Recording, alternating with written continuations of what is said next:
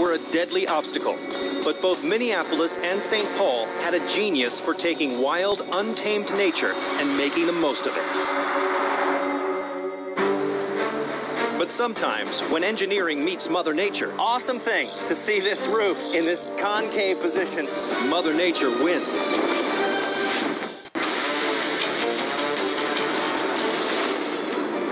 In Minneapolis, you can't escape harsh weather.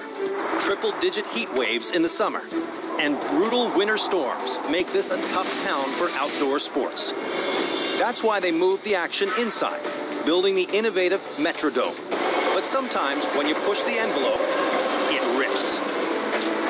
So this is the Metrodome, home of the Vikings, formerly the Twins. I mean, the main venue in Minneapolis.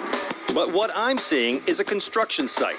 Because last winter, after 27 years of protecting the fans from the elements, nature struck back. A blizzard dumped 1.5 feet of snow on the dome's inflatable roof, ripping it open and closing the venue. And all that work you're seeing up there is this really urgent process to repair the roof. I'm meeting with the executive director of the Metrodome, Bill Lester, who's taking me inside here. How you doing? Yeah. The stadium's been closed for the past 7 months, but Bill's getting me an all-access pass to see how the roof collapsed and what they're doing to fix it.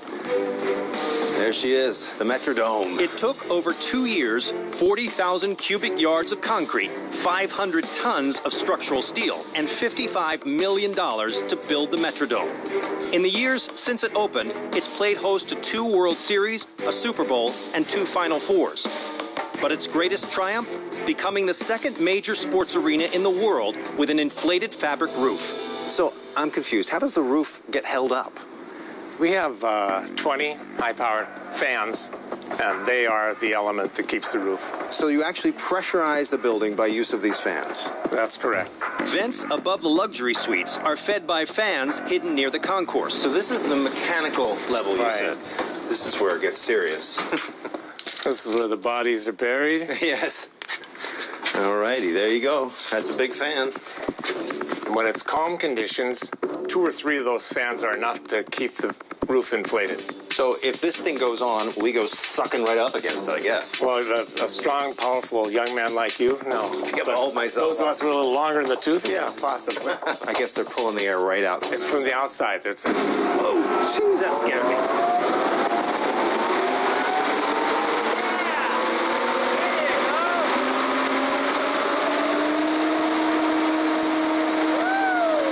The Metrodome's ambitious engineering kept the elements out for decades. We have hard hats and vests for you. Okay. Now that it's a construction zone, we've got to get suited and booted before we hit the floor. Yeah, we'll do the floor first. This is called the field ramp. This is the only access point to the floor. This is where the football players come out. Yeah. So this is what's up there. This This fabric? is the old stuff. This is the stuff that came down the night of December 12th. Teflon-coated fiberglass. So the layers of fiberglass are then dipped in Teflon, and it gives it a very, very strong tensile strength that exceeds, in some cases, exceeds steel.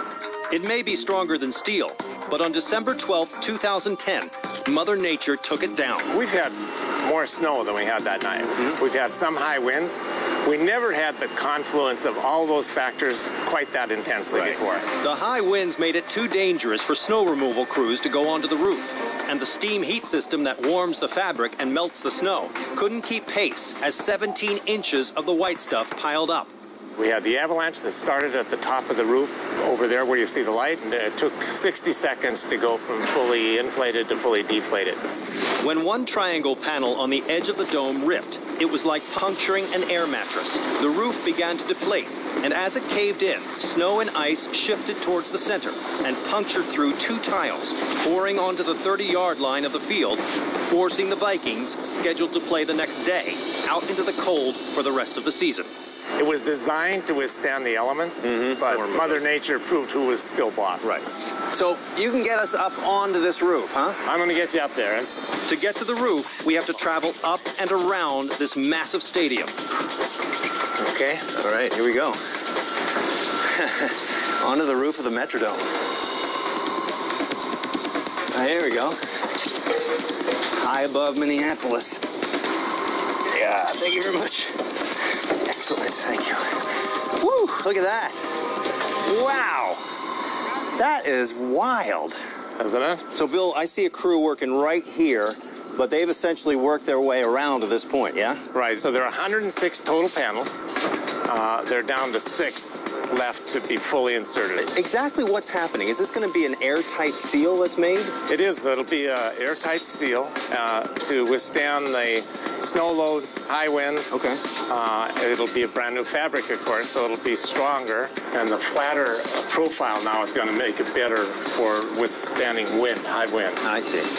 It's the ultimate circus tent, isn't it? It's the ultimate circus tent. Once the roof is inflated, the fans will move 250,000 cubic feet of air per minute to keep the domed ceiling in place. Awesome thing to see this roof in this concave position a month before it inflates up to this full size.